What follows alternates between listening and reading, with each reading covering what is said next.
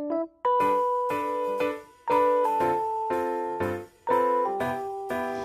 hi! Hello, tiyaga lang yun, nakakaya.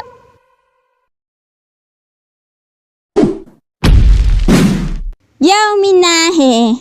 Yes guys, isa ako sa mga taong may malabong paningin. Paningin na hindi mata, kasi iba na yung meaning ng malabong mata eh. Pero syempre bago tayo magsimula, mag-subscribe muna kayo, aba. Sub din. Pindutin mo na rin yung notification bell para updated ka kapag may bago ako. Baka lang naman, hehe. Labas! Mga malalamang paningin dyan! No. So, balik sa kwento. May dalawang klase yung sa labo ng paningin. Meron tayong farsightedness at nearsightedness. Ano ba yan? Di ko alam yan. Maghintay ka, di pa ako... So ito na nga, ayon kay parang Google, farsightedness is a common vision condition in which you can see distant objects clearly but objects nearby may be blurry. Ito yung mga taong gumagamit ng reading glasses. Hindi kasi nila nakikita yung mga taong nagmamahal sa kanila na nasa harapan na nila eh. De joke lang.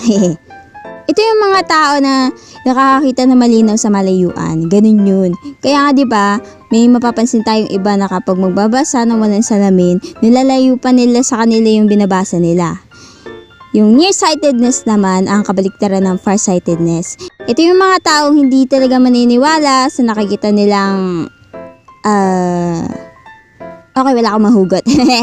Ito yung mga tao na nakakakita naman ng malinaw sa malapitan. Sila yung gumagamit ng mga salamin na may graduan lens. Masasabing mataas ang grado ng lens kapag makapal yung salamin nun.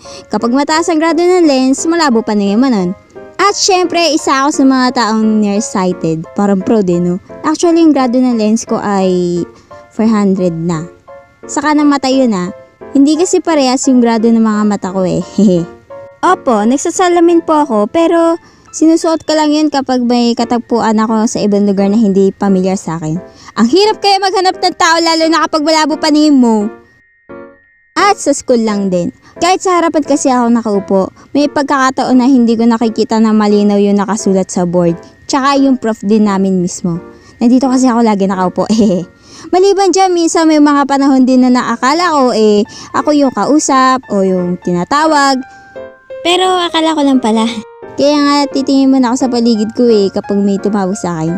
Baka kasi hindi ako yung tinatawag, diba? Meron din ako na pagkakamalang kaibigan ko na ibang tao pala. Hoy! Bakit ang tagal mo? Alay! Guminasay! Anthony, guminasay!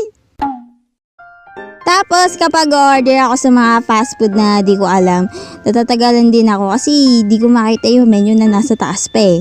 Ang late kaya ng sulat. Good day po, ma'am. Ano po sa inyo? Ano po?